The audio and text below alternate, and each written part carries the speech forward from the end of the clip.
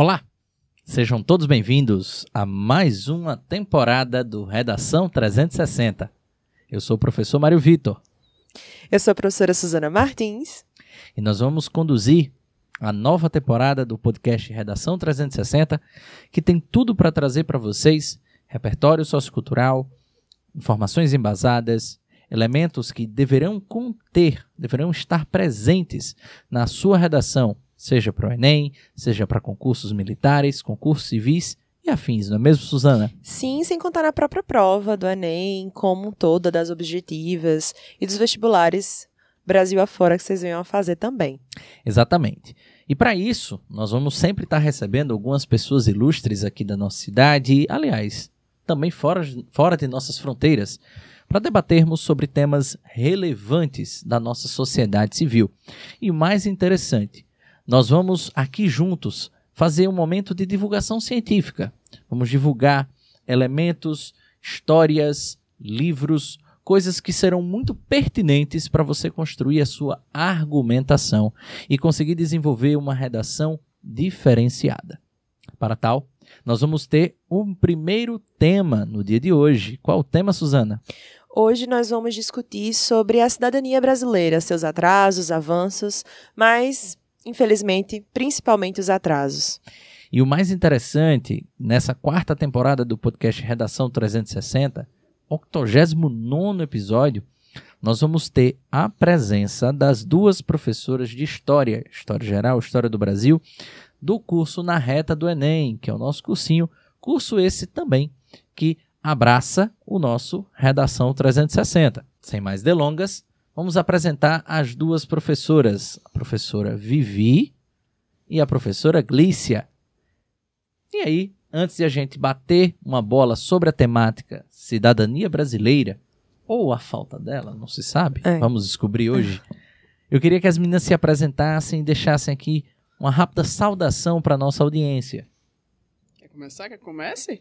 Pode ser. Então, olá para você que está nos assistindo. Olá a todos aqui da mesa. Queria agradecer mais uma vez o convite para fazer parte do Redação 360 do podcast. É sempre um prazer poder contribuir aí com o nosso conhecimento para poder, enfim, auxiliar você, aluno, aluna, na sua jornada de aprovação, na sua redação e na construção do seu repertório sociocultural. Eu sou a professora Viviane Forte, sou professora de História Geral aqui na Reta do Enem e também mentora das Olimpíadas Científicas, Olimpíada Nacional de História do Brasil e da OSHA, Olimpíada de Ciências Humanas do Estado do Ceará. E você, Glícia, quem você é? Olá, né? Olá aí para quem está nos ouvindo, para quem nos vê também, olá para todo mundo aqui na mesa. Eu sou Glícia, sou formada em História pela UFRN e também sou pesquisadora de História Pública, então isso daqui também é parte da minha pesquisa, né? A gente está aqui chegando até vocês e falando sobre história de uma perspectiva onde vocês conseguem ter ciência do que está rolando aí, faz parte do meu trabalho também. Então é isso. Também atuo na educação básica, né? Como professora de ensino médio e também aqui na Reta do Enem. Que fantástico, é muito, muito honroso, né, para nós estar recebendo vocês duas para iniciar essa temporada, não é mesmo, Suzana? Sim, e hoje a gente vai discutir, como o Mário tinha dito no início, sobre a construção da cidadania brasileira. E a gente sempre vai se perguntando o que é essa cidadania. Tá, cidadania são direitos e deveres, mas essas coisas são postas, dadas ou conquistadas? E aí, a partir desse princípio de que são conquistadas, afinal de contas, para você construir uma cidadania, você tem que ser um cidadão, e cidadão é aquele que vai, de fato, à luta, buscar os seus direitos e os seus deveres. Eu gostaria de saber de vocês, como na visão de vocês, vocês acreditam que coisas que acontecem hoje, de fato, são resquícios e legado desse passado, que infelizmente a gente tem um distanciamento entre o indivíduo e o Estado e sua construção de cidadania? Eu teria uma pergunta anterior a essa, Suzana. Primeiro, vamos explicar para quem está aí em casa, quem está começando a estudar, se preparar para o Enem desse ano, de onde surgiu o conceito de cidadania e o que ele seria? Quer que eu vá? Tá, então, esse conceito de cidadania, ele vai vir aí lá da Grécia Antiga, né? Então, assim, muito tempo atrás, muito distante da gente geograficamente falando, afinal a Grécia é lá, né, no Cafundó, mas também temporalmente muito distante. E aí, quando a gente pensa em história, a gente tem que ter esses conceitos em mente. Tempo é um conceito muito importante para a história, né? Então, quando a gente olha, sei lá, 5 mil, 7 mil, 10 mil anos atrás, a gente tem que ter em mente que, tipo, o Brasil não é a mesma coisa que era 500 anos atrás, quiçá o mundo milhares de anos atrás. Então, quando esse conceito de cidadania vai existir, ele não é esse conceito não é o mesmo conceito que a gente tem hoje em dia. Então, o que era considerado um cidadão, né? E quando a gente fala de cidadania grega, a gente pensa muito na cidade-estado de Atenas. Uhum. É o retrato que a gente tem, por assim dizer. Só que era cidadão um homem maior de idade, que fosse filho também de cidadãos atenienses. Então, não é todo mundo que está englobado aí nessa cidadania. Que é uma perspectiva que, conforme o tempo passa, a gente vai alterar, né? Tem influência aí da Revolução Francesa também, tem influência da independência do próprio Estados Unidos. E aí, a gente tem hoje uma concepção de cidadania que é bem diferente dessa do começo, né, Vivi? Exatamente, até porque a gente, comparando essas noções de cidadania, né, historicizando, colocando em história, pensando nas rupturas e continuidades acerca desse termo, a gente se depara com muitas noções de cidadania. A noção de cidadania grega é completamente diferente da noção de cidadania moderna, que surge aí a partir da Revolução Francesa, quando a gente tem a noção de direitos, deveres, de legislação e até mesmo de maior participação. A gente amplia essa cidadania também aos cidadãos burgueses. Mas e hoje? Será que nós temos uma cidadania tão ampla assim? Será que essa cidadania de fato agrega, engloba e possibilita a participação e a construção desse Estado brasileiro a partir de todos os seus cidadãos, de todos aqueles que são filhos e filhas dessa pátria? E também é muito interessante quando as meninas trazem um conceito de cidadania e essa mudança, tanto a mudança temporal quanto de memória também, que é outra categoria de história super importante, é como isso vai sendo construído e a gente vai entrando no conceito de direito político, direito civil, direito social e tudo isso foram conquistas, né? Então acho que seria interessante também a gente entender a diferença entre esses momentos. Então ali a gente tem o início dos direitos civis com a Revolução Inglesa. Sim. E é o direito civil muito ligado às noções de liberdade, direito de ir e vir. Logo em seguida, a gente tem a construção dos direitos políticos, também na Revolução Francesa, principalmente. Se eu estiver errada, meninas, me corrijam, pelo amor de Deus. Mas na Revolução Francesa, a gente tem a construção desses direitos políticos e também muito ligada à burguesia. A burguesia ela vai questionar aquele poder do rei e ela vai se colocar como uma grande protagonista nesse processo. E ali, já chegando na Segunda Guerra Mundial, a gente tem a consolidação, pelo menos em papel, né, dos direitos sociais, que são os direitos à educação, saúde, enfim, esses direitos que a gente gosta bastante de usar na redação. Com certeza. Né? E tem um ponto, eu acho que é ainda mais agregador, que é a cidadania, ela surge para dar segurança. Isso. Né? Não é uma segurança exclusiva que a gente está associando à violência, nada do tipo. Mas a segurança de que você está necessariamente aqui para alguma coisa, né? E aí é interessante a pressuposição de direitos e deveres, né? E tem que estar muito claro isso para todos nós, não só nesse embate, como também para você que está fazendo a redação. Porque é muito interessante a gente perceber que tanto o direito quanto o dever caminham lado a lado. Não é porque eu tenho um direito que eu não vou cumprir determinada função social, e não é porque eu cumpro determinada função social que eu vou ter mais direitos do que outrem, né? E aí a gente pressupõe alguns elementos na atualidade, já trazendo a situação problema na atualidade, de muitas figuras, algumas delas inclusive públicas, ou figuras também atreladas a empresas privadas, que se pressupõem por estarem pagando impostos e, por exemplo, conseguindo trazer empregos para a nação, se pressupõe, pelo menos essa é a perspectiva aparente, que eles pretendem ter mais direitos. Eles querem ter mais direitos. Ou estão extremamente saturados, chateados, incomodados por estarem cumprindo apenas os seus deveres, né? É interessante. E como tudo que você falou parte daquela elite, a elite que a gente estava conversando antes das câmeras ligarem, de como esse processo dessas elites, elas construíram a cidadania brasileira muito nessa visão de que eu estou dando aos pobres. Não que aquele foi um direito conquistado. Hannah Arendt, ela tem um conceito que eu acho muito interessante de cidadania, que ela vai dizer que sim, cidadania são direitos e deveres, mas principalmente é o espaço aberto para que direitos se conquistem. Então, a gente tem que ter um espaço de protagonismo das pessoas. Então, Perfeito. por mais que você entre nessa ideia de que eu estou gerando emprego, eu estou gerando isso, mas eu estou gerando protagonismo para que essas pessoas, de fato, elas tenham uma voz, para que as necessidades que elas sentem, que não necessariamente são as minhas às vezes pode ser a do mercado, a de enriquecer, bolsa de valores, sei lá. Mas e quais são as reais necessidades daquelas pessoas? Será que elas podem reivindicar? Pensa uma pessoa em situação de rua, que é uma pessoa que tem totalmente seus direitos totalmente negados, né? Ali, ela não tem Sim, sem dúvida. às vezes um RG, um CPF, Sim. para se colocar enquanto cidadão que vai, sei lá, receber um Bolsa Família. Que não tem um CEP para informar. Sim. E aí a gente se pergunta, né? Se essas pessoas de fato são protagonistas. E aí eu acho que as meninas podem trazer justamente isso. Quando fomos protagonistas ou quando nos negaram esse protagonismo. Olha, antes da gente entrar aí nessa pergunta, algo que eu acho muito importante a gente lembrar também é que quando a gente fala de cidadania, a gente fala de conquista de direitos, né? Principalmente. Mas talvez mais importante ainda do que conquistar seja a manutenção desses direitos. Sem dúvida. Perfeito. Porque, assim, por vezes a gente alcança, assim, umas melhorias. Mas aí a gente pensa, tá, beleza, agora eu posso ficar aqui de boa, porque ninguém vai tirar isso mais de mim, tá ali na caneta. Não é assim que funciona. Então, a cidadania é um trabalho que acontece literalmente todos os dias. Não é porque você teve uma lei que vai lhe garantir algum direito, que esse direito está lhe garantido para sempre. Não, é por isso que a gente tem que trabalhar ali na manutenção sempre, né? Então, acho interessante a gente colocar isso em mente. Mas vamos lá, para a pergunta que vocês fizeram. De novo, tempo aí na categoria da história, né? Então, para a gente analisar como é que se forma essa cidadania brasileira, a gente precisa caminhar um pouquinho para trás.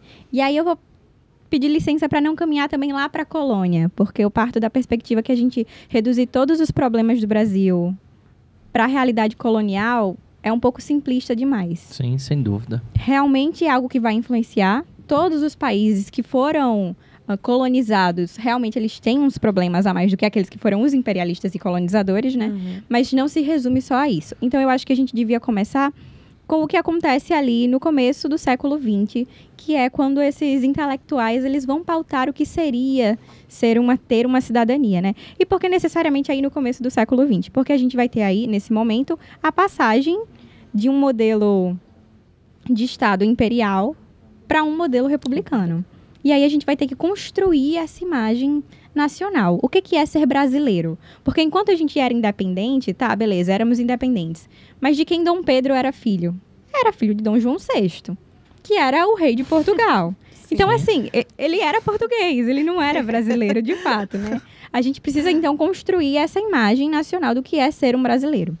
E aí, é nesse contexto que figuras como Sérgio Buarque de Holanda, por exemplo, vão surgir aí na tentativa de explicar o que forma um cidadão brasileiro. E aí a gente tem diferenças até entre esses grandes intelectuais.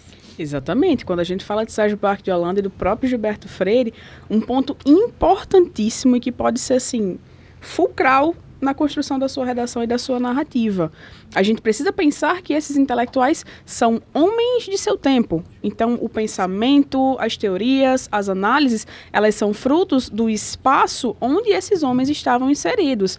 E, pasmem, Gilberto Freire inaugurou um novíssimo momento na historiografia brasileira. Muito progressista, Exatamente, porque antes do Gilberto Freire, a gente tinha uma visão de que o negro ele era desimportante. O Gilberto Freire foi o primeiro grande clássico, né? O primeiro autor a ver o negro como importante. E os indígenas que também. importância era essa? Uma importância questionável do ponto de vista atual? Sim, porque era uma importância que sexualizava esse elemento negro, mas foi um outro espaço. Então, a gente inaugura uma nova era a partir desses novos autores. Tá perfeito? Não tá. Distante, mas né? tá diferente. E só para os nossos ouvintes anotarem aí, Gilberto Freire com Casagrande Senzala e Sérgio Buarque de Holanda com Raízes do Brasil, isso tá? mesmo. Obras importantíssimas ali de 30.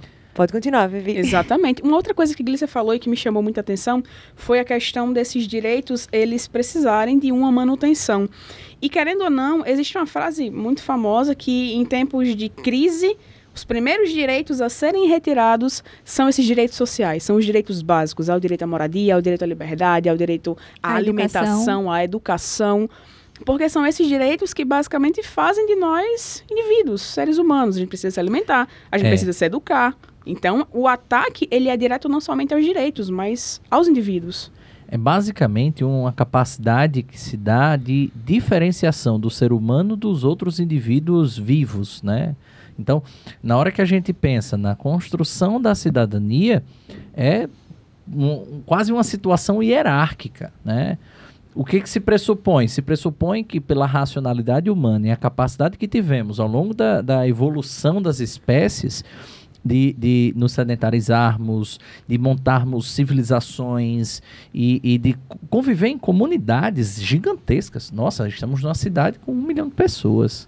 E é uma cidade que o povo diz que é provinciana, né? Então, dentro dessa lógica, nós temos uma capacidade de diferenciação. Mas aí vem um grande impacto, que é, imagine viver em meio a 1 milhão de pessoas em um território, em tese, pequeno, sem leis, sem direitos, sem deveres. Então, a cidadania, ela tem necessariamente um cumprimento social, porque sem ela não existe uma civilização minimamente organizada e muito menos o que a gente chama de bem-estar social. E é muito interessante isso que Mário está trazendo, dentro do campo da filosofia, que é o campo de discussão da ética, a gente tem o Kant. E o Kant, para desenvolver os seus direitos, né, universais, a sua ética universal, ele vai trazer um conceito de Rousseau, o conceito de perfectibilidade. Ou seja, nós seres humanos somos os únicos animais que têm a capacidade de silenciar os nossos instintos. Calma, gente, eu sei que tem outros autores que vão falar outras coisas, mas dentro da filosofia e dessa ideia de perfectibilidade, essa capacidade que a gente tem de negar os nossos instintos para conseguir viver em comunidade. Exato. Para eu conseguir respeitar Mário, ele me respeitar. Às vezes a gente briga, mas tudo bem. Mas é dentro desse processo e o quanto é importante você entender isso, assim, dentro da sua construção de cidadania. Sem dúvida. Exatamente, até porque essa participação em prol de uma decisão coletiva, ela empreende que você compreenda os limites daquilo que é caro a você e aquilo que faz parte da sua mentalidade, até o ponto que chega no outro, né? A noção de empatia, de alteridade, ela entra simplesmente no ponto central dessa questão. Você não consegue decidir algo para o coletivo privilegiando seus interesses em detrimento da coletividade. Mas eu acho interessante a gente voltar para as ideias dos intelectuais, porque, querendo ou não, por maiores limitações que eles tivessem, eles explicam um pouco, eles tentam fazer Sem isso, dúvida. né? Explicar o Brasil. Seja o Sérgio Buarque de Holanda muito incomodado do que o Brasil estava se tornando como moderno, né? Então ele vai olhar para as raízes, ele vai olhar lá para Portugal. Então, o que é que ficou de Portugal aqui? Qual é o tipo de ética que nós temos? Uma ética aventureira, uma ética para o trabalho? E aí ele vai fazer toda essa pesquisa. E o que é a ética aventureira? É aquelas pessoas que estão ali para explorar, e não pensando no seu futuro. Não pensando, não, aqui eu planto para colher e depois eu planto de novo. Não, eu estou explorando. E aí Portugal foi isso para o Brasil. Nós fomos colônia de exploração. E aí explora e não dignifica e não o torna cidadão. E aí essa categoria eu acho super importante a gente discutir do Sérgio Buarque de Holanda para a gente entender isso no hoje. Quantas empresas, voltando para aquele começo, né, estão aqui para gerar emprego, mas também estão para explorar, para dar baixos salários, e aí a gente vê a uberização do trabalho muito forte. Então a gente pode ir fazendo esses paralelos, e eu queria que vocês trouxessem mais desses intelectuais nessa construção, dessa cidadania. Algo interessante ainda quando a gente fala do Sérgio Buarque é que ele vai... E para mim uma das coisas mais legais de história, que para além de todo o poder social que ela tem, é que é uma grande fofoca. Então, assim, eu adoro a história porque é uma grande fofoca. Então, vamos lá, vamos fofocar sobre essas pessoas lá da década de 30. O Sérgio Buarque, ele vai acabar desconstruindo a ideia que o Freire tenta construir. Então, o Freire, ele traz a ideia aí, né, de que, nós somos ótimos, a identidade do brasileiro aqui, a gente é muito animado. Adoro os brasileiros, povo animado. É o que ele vai dizer, basicamente. As três raças vivem muito bem juntas. Aquela imagem... É lindo. Dos tigres e pessoas... Exatamente. É o José de Alencar da sociologia. E aí, por outro lado... Chega o Sérgio Buarque de Holanda e ele fala, sim, a gente é muito feliz, mas é porque a gente é completamente desorganizado, porque a gente é bagunçado, porque a gente não serve pra nada, porque a nossa herança portuguesa, etc, etc, etc. Então, tudo vai nascer daí, né? Enquanto um tem uma perspectiva um pouco mais, assim, positiva do que é ser brasileiro, aí do outro lado a gente já tem o Sérgio Buarque de Holanda que vai, meu Deus, acabar com a sociedade brasileira. Não serve pra nada, basicamente, aí, na perspectiva dele. Mas tá, por que a gente tá falando dessas pessoas que já morreram, né? Porque no fim das contas, é a ideia dessas pessoas que já não existem mais, que vai reverberar, por mais que a gente não saiba necessariamente que veio deles, no que a gente compreende de ser brasileiro hoje. Um exemplo muito claro, e que vocês já trataram em outro episódio, né, é o jeitinho brasileiro. Ah, tudo bem, a gente vai ser corrupto naturalmente, porque é o jeitinho brasileiro. Que é aí a perspectiva que o Sérgio Buarque vai trazer lá com o homem cordial, né? Isso. Que é essa necessidade aí de não funcionou do jeito correto, a gente dá um jeitinho por fora, através de uma corrupção velada, a gente consegue se resolver. E só lhe atrapalhando um pouquinho, quando a gente escuta esse conceito, é homem cordial.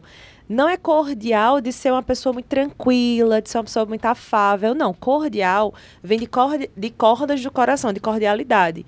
Então, é agir com as emoções. O Sérgio Buarque de Holanda, ele é cria do Max Weber. E o Max Weber tem um rolê com a racionalidade, enfim. Há outros episódios a gente vai explicando isso. Então, o grande problema dele era o brasileiro não é racional. O brasileiro age de maneira muito passional. Então, o homem cordial é esse que age em prol da família, é esse que vai agir em prol de si e não do coletivo. Ou seja, cadê a cidadania aí? Porque a cidadania eu preciso agir em prol do coletivo. Lembrem daquela ideia de perfectibilidade de Rousseau. Eu acabo com os meus instintos, eu tento silenciar isso para viver em conjunto. E aí, qual seria o problema, né? É que essa emoção, como você bem falou, ela é levada para outras instâncias. Então, ela não existe só no ambiente doméstico, não existe só na família. Ela vai ser levada também para o Estado. Então, acaba que os problemas que a gente teria, isso, claro, mais uma vez, na perspectiva do Sérgio Buarque de Holanda. Os problemas que a gente teria na família são estendidos para o Estado, porque o Estado não é compreendido como o Estado. Isso. Ele é compreendido como uma grande família.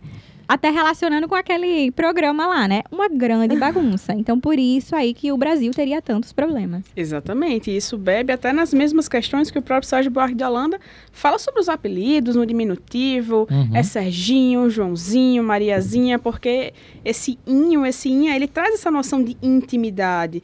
Então, aquela pessoa que vai ter a possibilidade de participação e de conquista de direitos e privilégios nessa sociedade é aquela pessoa que é familiar, é aquela pessoa que tem um compadrio, é o meu compadre, é o meu sobrinho, e aí traz essa miscibilidade nessa noção de público e privado. É quando, fulano conhece cicrano, e aí ele vai ter esse cargo aqui. Hoje a gente tem as noções de nepotismo, mas na época a gente não tinha. Não, exato. Então, cadê o Estado como algo impessoal que vai agir perante a todos? Não vai. Vai agir de acordo com quem você é filho, né? O fidalgo, né? A noção do fidalgo é muito forte. Eu tenho um paralelo, basicamente, da sociologia, da filosofia, da antropologia, que querendo ou não, isso aqui é uma pura análise antropológica, mas fazendo um paralelo com a literatura, que também é uma outra ciência de identidade social, a gente vê exatamente esse movimento ao longo da história por meio dos escritores e dos tempos literários dentro do Brasil. Então, quando é que a gente começa, de uma maneira mais clara, a identificar o homem brasilis, né? Se assim a gente puder nomear? Durante a escrita do Gonçalves Dias, por meio da ideia da minha terra tem palmeiras, onde canto sabiá, né?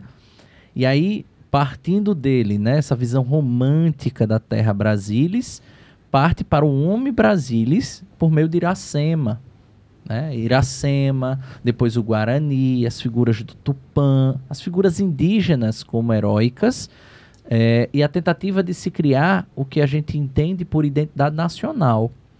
E aí o que a gente identifica?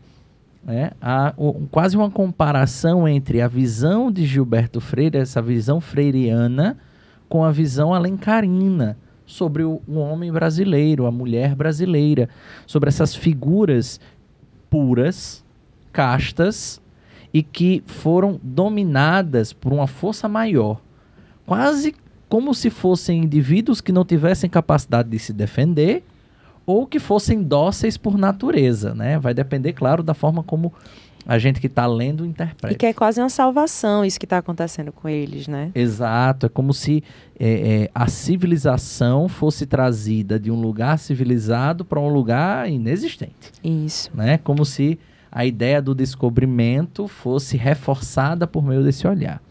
E aí o que a gente observa? Esse mesmo paralelo da visão alencarina lá do século XVIII, do romantismo na sua primeira geração, sendo evoluído para um momento realista ou quase moderno, a partir da visão de Sérgio Buarque. Por que realista e moderno de formas distintas?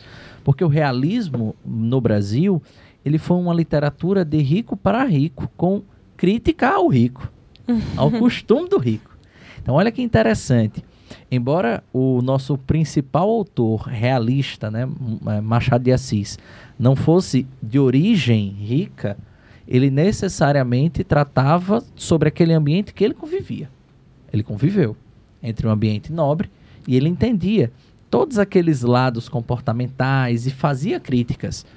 Então, olha que interessante. As críticas de ordem organizacional, social e afins construídas ao longo dessa história, ela se solidifica na literatura modernista, só no século XX. Por meio de figuras do pré-modernismo, como Jeca Tatu, e principalmente a figura do Macunaíma.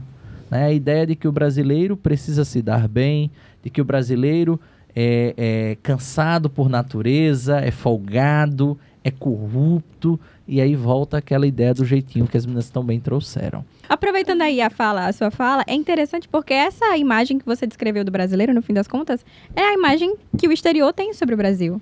É uma galera animada, mas também é um pouco preguiçosa. Então, assim, eu vou pra lá pro carnaval, mas existe outra coisa no Brasil além do carnaval? Tipo, o que é que os brasileiros fazem quando não é fevereiro? Então, é essa imagem, no fim das contas, que é vendida lá no exterior, né? E aí é mais uma prova da importância desses caras que já morreram, né?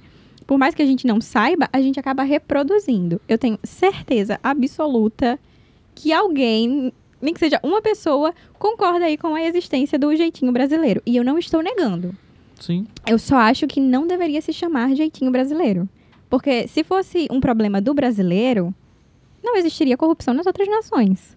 Verdade. Sem dúvida. Não existiria essa tentativa de passar a perna em grandes nações, inclusive, né? Em nações europeias, nos Estados Unidos, que no fim das contas, os Estados Unidos vai ser o espelho que Sérgio Buarque de Holanda vai usar para falar sobre o cidadão brasileiro. Sim. E só isso já é algo para a gente pensar. Porque ele olha para os Estados Unidos quando ele está tentando formar a cidadania, exemplificar a cidadania brasileira. E isso acontece porque nesse tempo a gente já tinha algo que perdura até hoje, que é essa necessidade de imitar os Estados Unidos. Porque os Estados Unidos são incríveis, entendeu? A gente precisa ser que nem eles. A gente precisa ser incrível e maravilhoso como Tem essa grande nação. A maior democracia do Exatamente. mundo.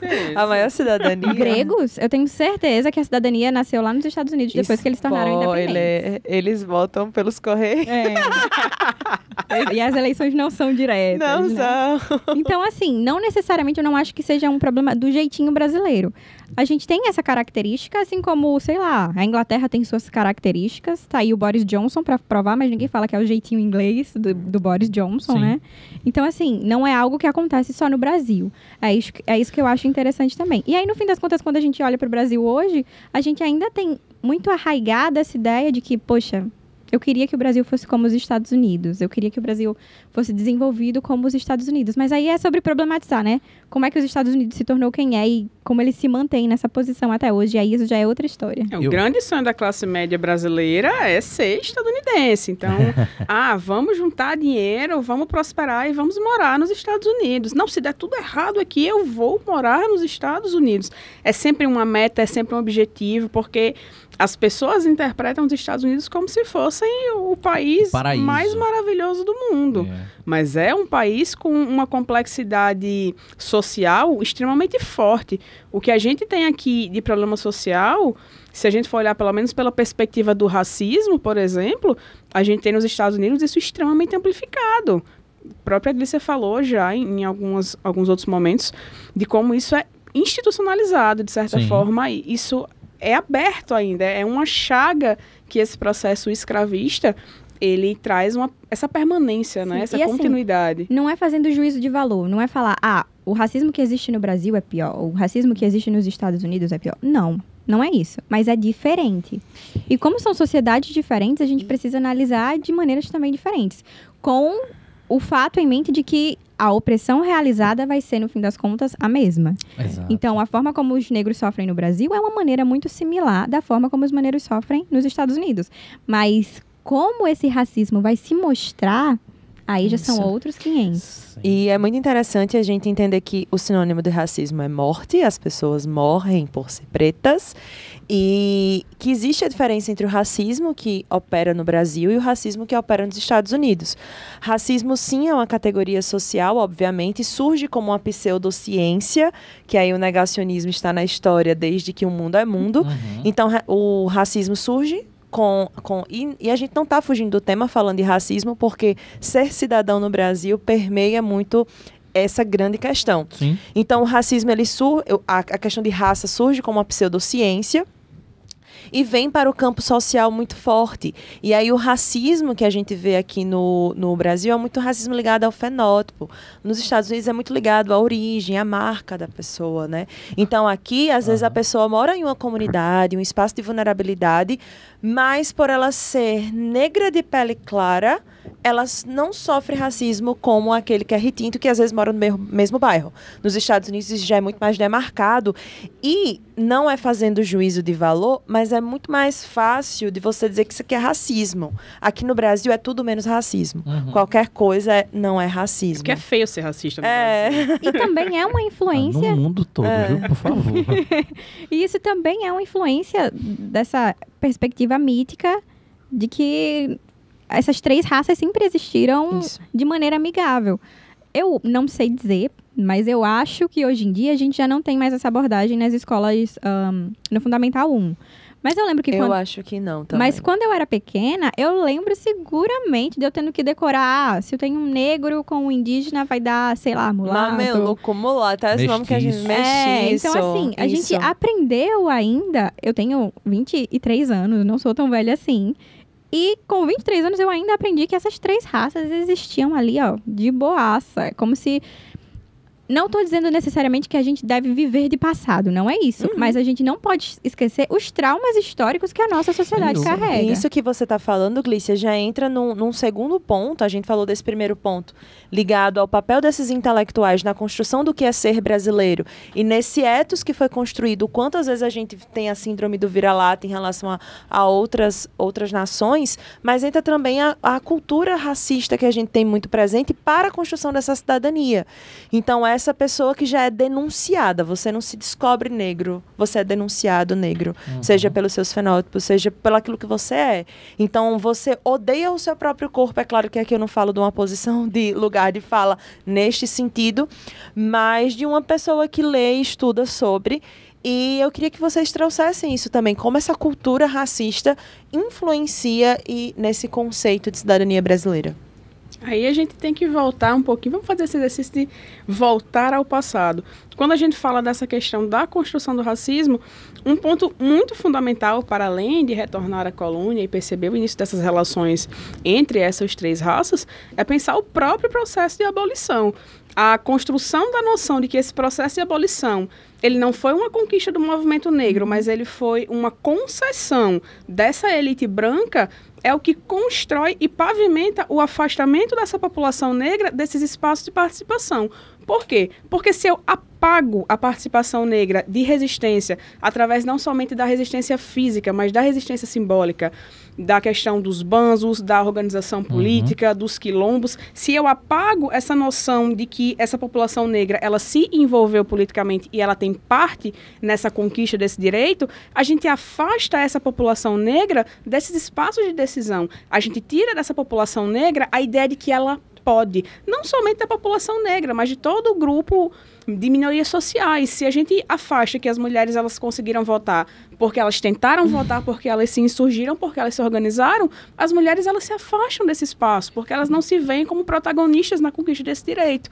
Então, o afastamento dessa população negra, nesse caso, para falar sobre o racismo, desses espaços de decisão, é consequência desse apagamento que surgiu no processo abolicionista, nesse momento pós-abolição. Até porque não era de interesse desse Estado brasileiro englobar essa população negra nos espaços de participação. Não era interesse transformar essa população em uma população com direitos, em uma população que pudesse viver aí minimamente em um nível de igualdade. Então, quando a gente exclui essa população negra desde o período pós-abolicionista, a gente percebe que esse racismo e que essa ausência, querendo ou não, dessas pessoas em espaços de decisão e em espaços que constroem a democracia e a participação cidadã não foi um acaso, foi um projeto, e um projeto muito bem executado, porque até hoje pessoas negras são minoria em espaços de decisão, em espaços de autoridade, em espaços de poder, e aí quando a gente fala de poder, a gente fala de muita gente, a gente fala de Bourdieu, a gente fala de muitas pessoas que constroem essa noção, até o próprio Foucault, com a questão de micropoder e de macropoder. Então, pensar essa noção historicamente também é fazer essas ligações, perceber por que o negro de hoje sofre, se o negro de antigamente sofria, como é que ele sofre, como é que isso se constrói. E você falando agora, eu lembrei... Quem não assistiu, assista. Tem um documentário do Racionais na Netflix, acredito, não sei se vocês já assistiram. Vocês já assistiram? Não. Que pecado, brincadeira. Eu sou a pior pessoa do mundo para assistir coisa, não me pergunta não. Contextualizando, Racionais é uma banda. Enfim, conta a história do início do Racionais e, consequentemente, converge ali com a história do movimento negro mais recente no Brasil. Na década de 80, 90 e tudo mais. E aí, uma coisa que o Mano Brown fala no documentário, que realmente me pesou para mim, a reflexão foi muito válida, é que o que eles estavam escrevendo não chegava para a população. Chegavam para os intelectuais da universidade e tal. E quando a gente vai pensar nesse... Você fala, né? Olha, os negros não estão nos espaços de poder, mas eles são a maioria do sistema prisional brasileiro. As mulheres negras, depois da lei antidrogas, o número de mulheres negras presas é enlouquecedor quando a gente vai lidar com os dados. Então, vocês percebem que é um projeto no sentido de... Nas escolas públicas, a maioria são negros, mas aí a gente retira, não tem dinheiro, vai retirar da educação. Quem usufrui, todos nós usufruímos do SUS, mas quem de fato está ali precisando, às vezes, de uma cirurgia e tudo mais, são as pessoas mais pobres, que no Brasil a maioria são negras. Então você vai percebendo que todos aqueles direitos básicos, os direitos civis, liberdade de ir e vir. Será que todo mundo tem liberdade de ir e vir? Tem um documentário muito bom que vocês podem encontrar no YouTube, o nome é Hiato, e ele vai contar... acho que nos anos 2000, o documentário é 2007, um grupo de assentados vai ao shopping mais rico do Rio de Janeiro. E o que acontece com esse grupo de assentados? Eles são expulsos daquele espaço. Então, será que todos nós temos o direito de ir e vir, temos a liberdade? Logo em seguida, você vai pensar o conceito de direito político. Tá, direito político para quem? Quando? E aí a gente tem um apagamento histórico dessas figuras negras que lutaram pelo direito político, dessas mulheres e desses homens. Quando a gente chega nos direitos sociais, quem é que mais sofre pela falta desses direitos? Quem é que hoje está morrendo desnutrido? Indígenas, negros, como a gente está vendo o caso dos Yanomamis, que não é uma coisa nova. Nada. Que não é novo. Pelo contrário. Muito pelo contrário. Eu lembro ano passado, eu e Mari, a gente já estava conversando sobre isso. A gente ministrou conteúdos, aulas sobre isso. E aí você vê cada vez mais o pioramento da vida dessas pessoas. Eu não sei nem se essa palavra existe, mas lancei aí para vocês. Pioramento. O neologismo. Vamos lá. E aí, interessante, Suzana, eu vou pegar um gancho nessa sua fala para tratar das artes marginais, né? Que são, digamos assim, as premissas, talvez, as pioneiras, anteriormente, inclusive, aos Racionais, aos movimentos de rap, hip hop e outros movimentos mais, lá na década de 90, 2000 e até nas décadas atuais, já do século XXI. E é interessante porque o que foi esse movimento marginal? E aí, não esquece, tá, gente? Marginal não necessariamente é aquele conceito negativo, pejorativo. Marginal é quem vive às margens. Marginal é quem está nas periferias. Marginal é quem não está necessariamente sendo ouvido, assistido ou visto de forma própria. Então, a arte marginal surgiu no Brasil através de um paralelo, inclusive um paralelo oposto mas com a mesma premissa do que veio a ser a Tropicália. E o movimento lá na década de 70 da cultura popular antissistema. A arte marginal também era antissistema, também foi perseguido, mas não teve o mesmo apelo popular que o movimento Tropicália. E é interessante a gente perceber esse prognóstico. Por que não teve? Porque será que o movimento Tropicália também não foi uma característica, um movimento próprio das camadas mais ricas do país? Aí você diz, não, mas se você observar, muitos nordestinos pertenceram ao movimento Tropicália, inclusive negros. Fato. Mas boa parte deles já estava localizado em que região do país? Com acesso a que elementos culturais? Então, o movimento Tropicália cresceu porque ele teve apelo popular dentro das rádios e da televisão, que na época tinha grande acesso, grande entrada, digamos assim, nas camadas, inclusive mais ricas. E aí é interessante perceber que essa arte marginal não. A arte marginal foi feita, por exemplo, como aquele papelzinho pequeno de literatura de cordel, só para você se situar, e era vendida onde? Nas feiras, como a Feira do Alecrim.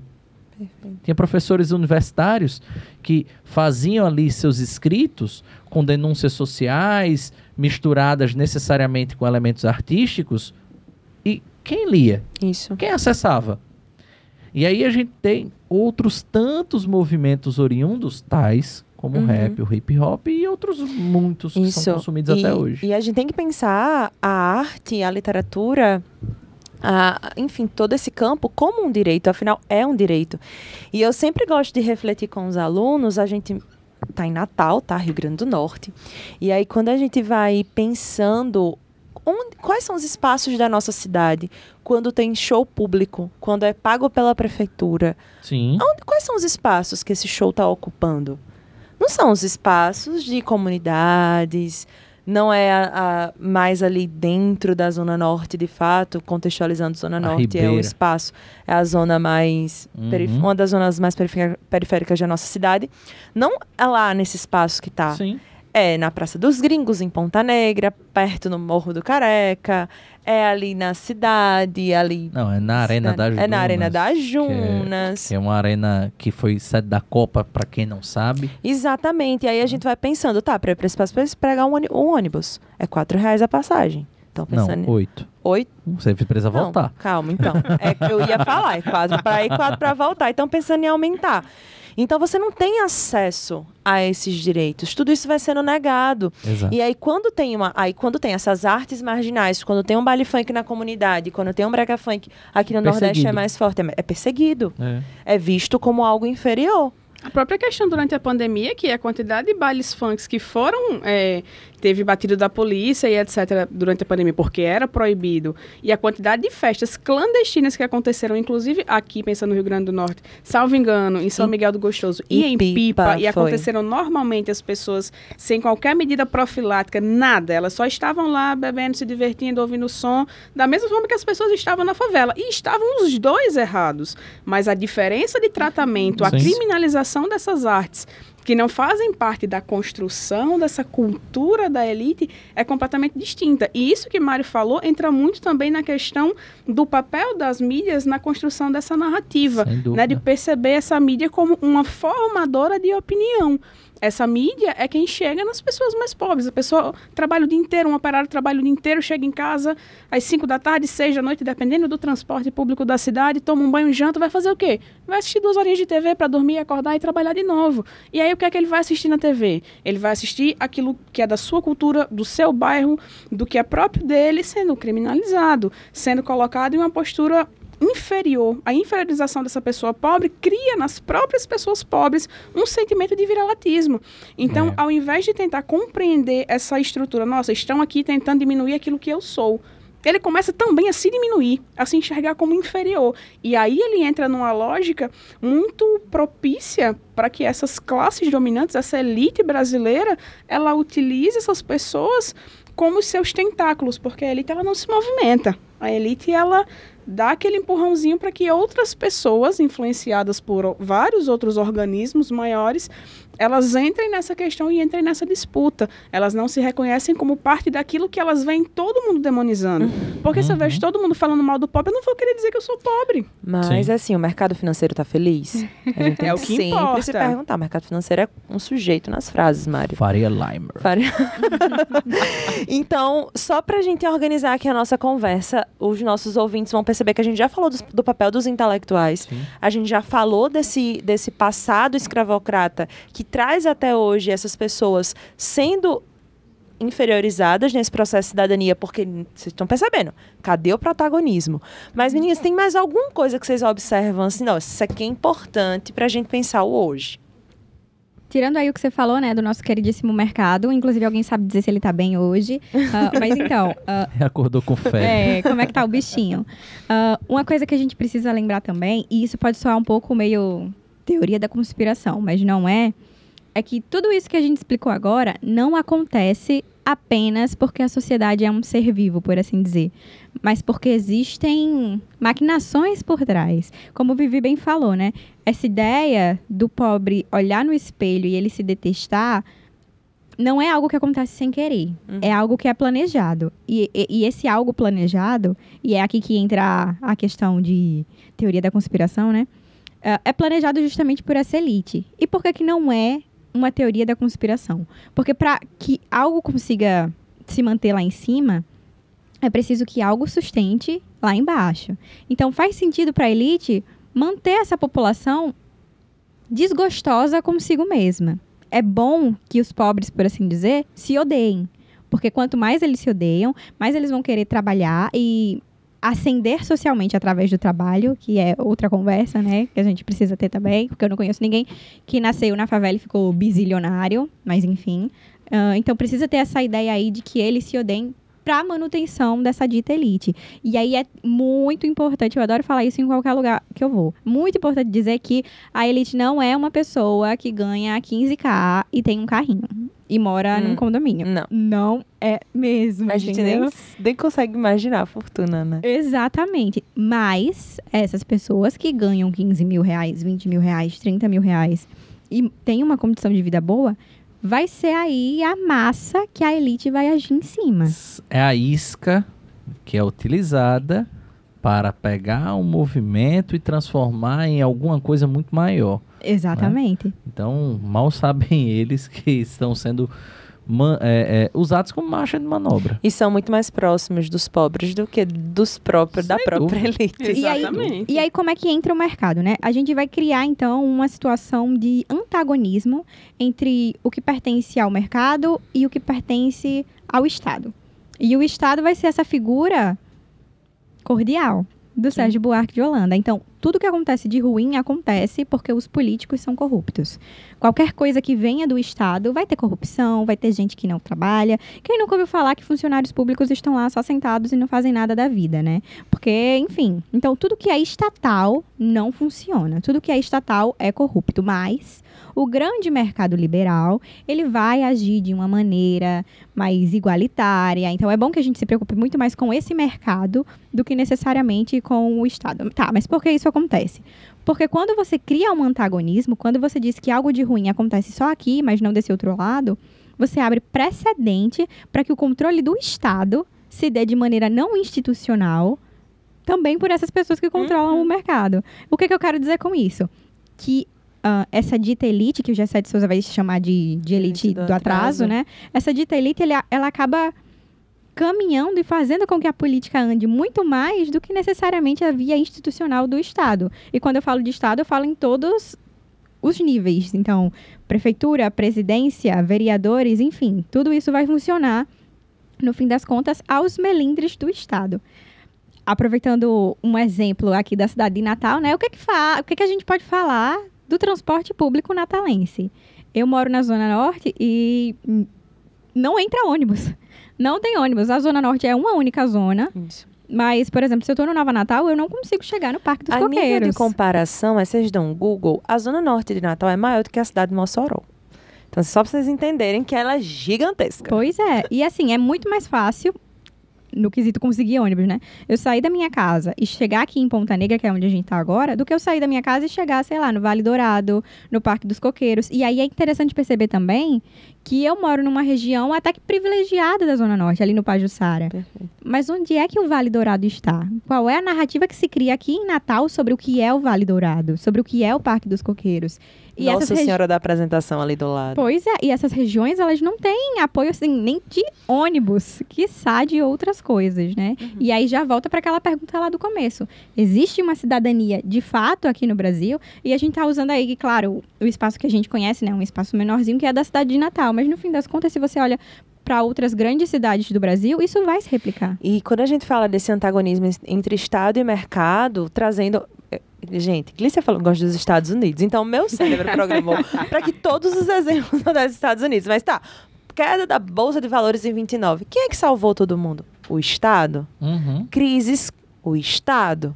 Então a gente vai observando que este mercado também precisa desse Estado para sobreviver. Sem dúvida. E aí você tem um pé de privilégio e você tem as necessidades básicas da população não sendo atendidas, porque os recursos não estão chegando a quem deveria chegar. Que proporcionalmente falando, o pobre paga mais imposto do que o rico. Né? Então a gente vai pensando sobre isso nessa construção, sim. Perfeito. Pra gente encerrar esse bate-papo, eu disse aqui que ia dar 1 hora tranquilo. Elas não acreditaram. Deu mesmo. Deu mais. Deu mais. Eu queria que todo mundo deixasse aqui alguma referência que poderia ser utilizada como livro, como um filme, como uma série, o que seja, para que o nosso estudante que vai fazer essa redação possa ter como base para utilizar como repertório sociocultural. Pode ser? Pode ser, vamos Vivi, lá. vamos conversar com você? Vamos lá, então. Eu estava com essa referência desde que Mari começou a falar sobre o modernismo. Porque vou usar aqui, adentrar a sua área, mas tem uma motivação por trás. Todo historiador tem uma motivação por trás. Quando a gente fala do modernismo, essa ideia da antropofagia, né, de pegar essa cultura e antropofagizar e trazer aquilo que é brasileiro, essa antropofagia, ela ignora aquilo que é base lá na construção da sociedade brasileira. Essa antropofagia, ela não considera a cultura indígena. Essa antropofagia, ela não considera, da maneira que deveria, a cultura negra. Hoje a gente tem, enquanto referência no movimento indígena, no movimento artístico indígena, o Denilson Baniuá. O que é que ele traz? Ele tem uma obra, uma pintura chamada Reantropofagia, que é uma ironia, inclusive, a construção da ideia do Macunaíma. A reantropofagia traz elementos indígenas nessa pintura e a cabeça do grande Otelo, que fez esse filme do Macunaíma, lá por volta da metade do século XX, junto com um livro do Macunaíma e um bilhetinho que, salvo engano, fala algo como... Aqui jaz o simulacro do Macunaíma, e aí nesse bilhetinho ele constrói essa noção de que essa reantropofagia, na verdade, é um movimento protagonizado pelos indígenas para trazer de fato a construção do que é essa cidadania, do que é essa cultura indígena. Os indígenas, eles existem muito mais do que isso. Os indígenas, eles resistem desde que os europeus chegaram e invadiram o território que era deles. Eles resistem, assim como a gente sabe do que está acontecendo hoje com os Yanomami.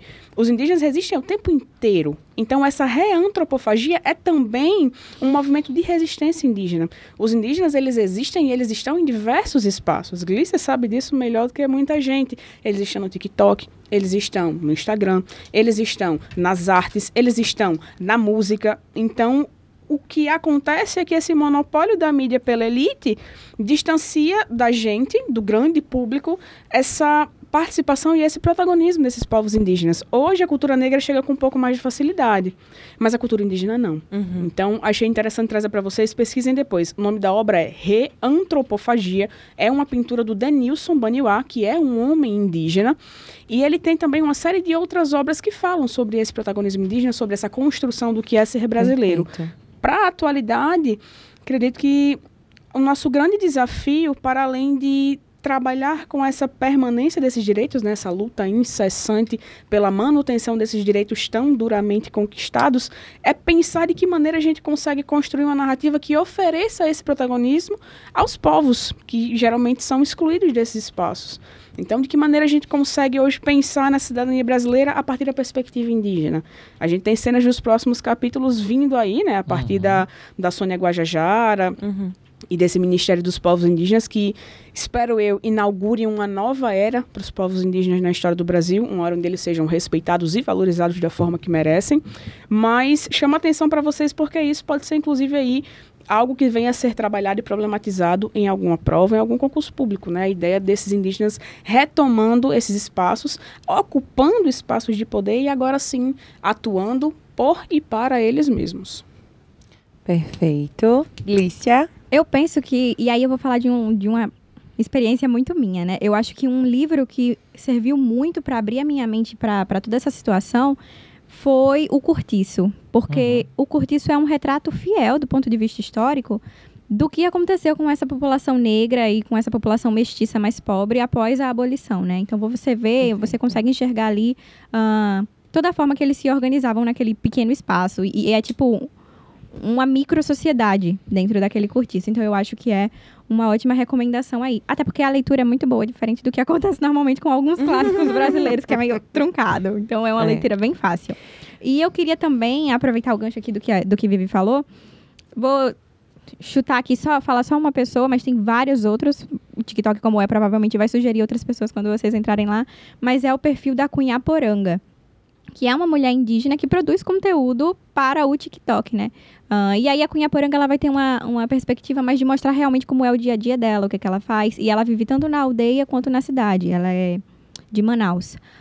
Mas outras pessoas já vão ter uma perspectiva diferente de perguntas e respostas. Enfim, o que eu acho interessante chamar a atenção é, vamos deixar essas pessoas falarem, sabe? Perfeito.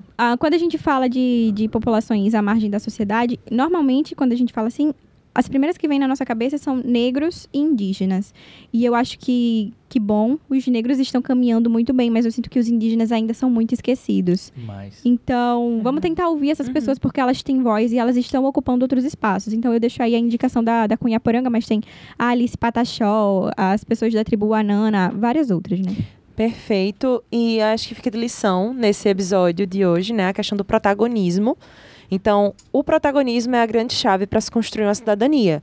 Então, é construir isso de fato. E eu vou deixar as minhas indicações. Eu já falei duas durante o podcast. Não, vai correr. Não, calma. Eu vou indicar e eu vou explicar todas elas. A primeira eu já falei, que foi o documentário do Racionais, pra gente ele explica bem essa construção do que é ser negro nos anos 80 no Brasil, que é muito recente, hoje de manhã na historiografia, né, na história da humanidade do Brasil, enfim. Então é muito importante pra gente entender justamente como essa cultura do racismo, ela permeia essa questão do conceito de cidadania. Outra coisa que eu vou indicar pra vocês é o guerrasdobrasil.doc. Vocês já assistiram? Esse eu vi, já, tá, né? bem. Então, tem no YouTube, tá, gente?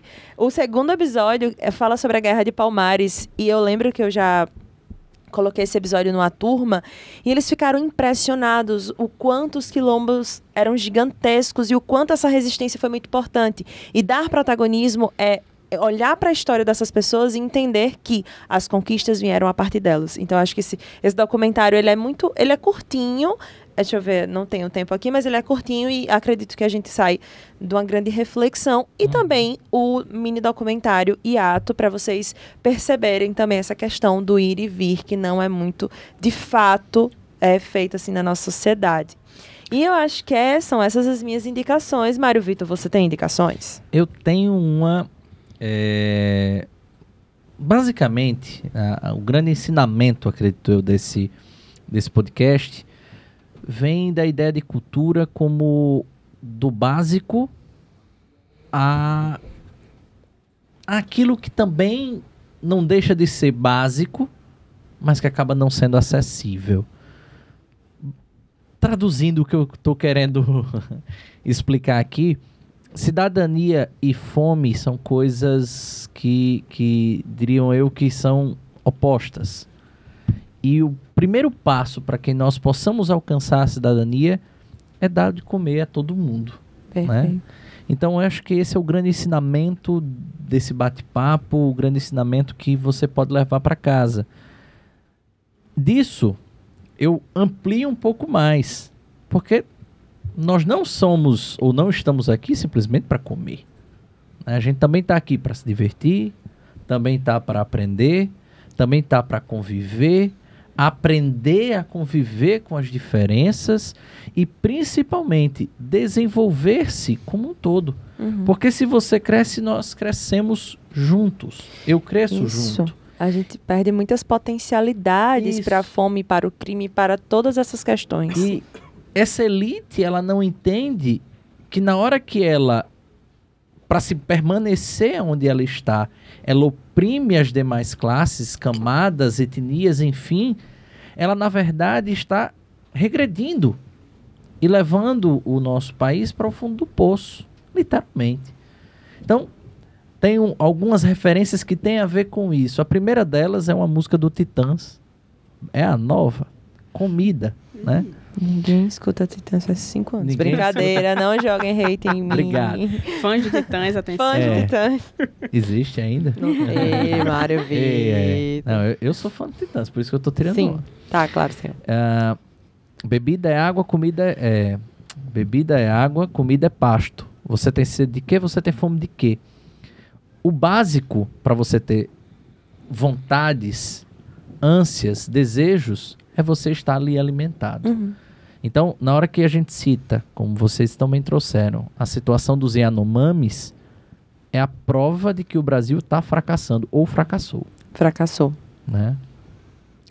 Segundo passo, evoluindo um pouco mais, e aí entra na ideia da música que eu acabei de citar, não basta que essa camada da sociedade que nem alimento tem, se alimente.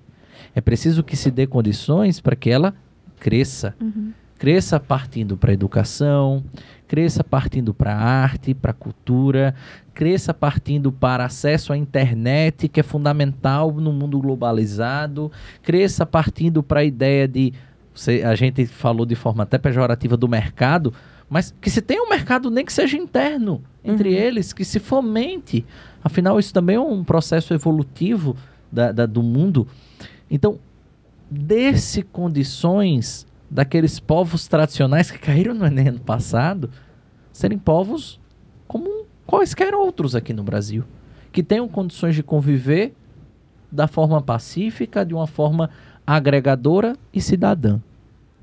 E aí vem a minha última referência para esse podcast, até para encerrar, tapar de cal no episódio 89, é trabalhar um pouco mais com a ideia de um livro que para mim é muito marcante. E aí é um livro que trata de uma análise econômica do Brasil, mas que tem tudo a ver com a ideia de cidadania, que a gente nem entende que todos nós temos direitos a termos os direitos. É um livro do Maelso da Nóbrega chamado O Brasil Deu Certo e Agora. Ele faz uma análise do Brasil dos anos 90 para o que é o Brasil dos anos 2000. E aí a gente compara o Brasil da inflação, o Brasil do não acesso a transporte, né? Você não tinha direito a ir à praia porque era longe, porque você não tinha dinheiro nem sequer para isso. Você não tinha direito a utilizar o dinheiro que foi lá recolhido pela nação que você tanto juntou durante anos e anos de trabalho. Você não tinha, por conta disso também, acesso a emprego.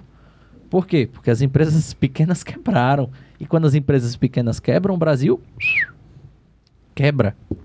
O Brasil declarou moratória. Olha que cenário. E olha o Brasil que a gente tem hoje. Significa que, sim, evoluímos como uma nação, mas não podemos nos esquecer daqueles que estão esquecidos. Então essa é a grande mensagem. O Maelso da Nóbrega faz uma análise sociológica, né, desse Brasil que deu certo economicamente, mas deu errado socialmente. Tá? Então, era isso. Algo mais a acrescentar, meninas? E aí? Só agradecer mesmo pelo convite. Adorei a gente que agradece. experiência, foi muito massa a conversa também. Exatamente. E acho que, inclusive, é um momento de exaltar uma figura importante para a nossa formação e que sempre falava muito sobre isso, né? A professora Juliana Souza. Foi uma professora importantíssima para a gente, que sempre falava que o nosso papel enquanto historiadores é fazer uma história que faça sentido para as pessoas. Então, toda e qualquer oportunidade que a gente tenha de levar a história, de levar o conhecimento histórico de dentro da academia, de dentro dos espaços das escolas, para a grande população, para a sociedade de forma geral, a gente tem que fazer. Então, se a gente recebe um convite, e a gente pode ir para o convite, a gente tem que ocupar esse espaço, a gente tem que falar com a população, a gente tem que democratizar o acesso desse conhecimento que é produzido e pensado na academia para a grande parcela da sociedade. Então, a professora Juliana Souza, aí, que participou de forma muito ativa da nossa formação, é uma das grandes responsáveis por a gente estar aqui hoje participando desses espaços públicos de construção e de disseminação da narrativa histórica. Queria agradecer mais uma vez pelo convite, foi um prazer e é sempre um prazer poder estar aqui conversando com vocês e mandar um beijo para os meus alunos que estão aqui falando comigo no Instagram, que querem um beijo no podcast por assistirem e ouvirem até o final. Então, meus olímpicos, um grande beijo para todos vocês. Obrigada pela audiência e pela fidelidade de sempre. É isso. Agradecer também as meninas, agradecer a você, Suzana. Agradecer a você, Mário. E a você que pôde acompanhar esse podcast até o fim, né? Mais de 1 hora de debate, de conteúdo. Esperamos que você tenha a capacidade agora de desenvolver um excelente texto. Qualquer coisa, volta para cá, pega uma caneta, pega um caderno, rabisca, ouve de novo, enfim. Você que está aí no YouTube, deixa seu like, compartilha, se inscreve em nosso canal. Se você está assistindo em algum agregador, ouvindo em algum agregador como Spotify, Deezer, Apple Podcast e assim por diante, onde o Redação 360 estiver hospedado, compartilha. Faz um favor grande aqui a gente e faz com que esse conteúdo chegue a mais pessoas. Então é isso, o nosso muito obrigado e até a próxima.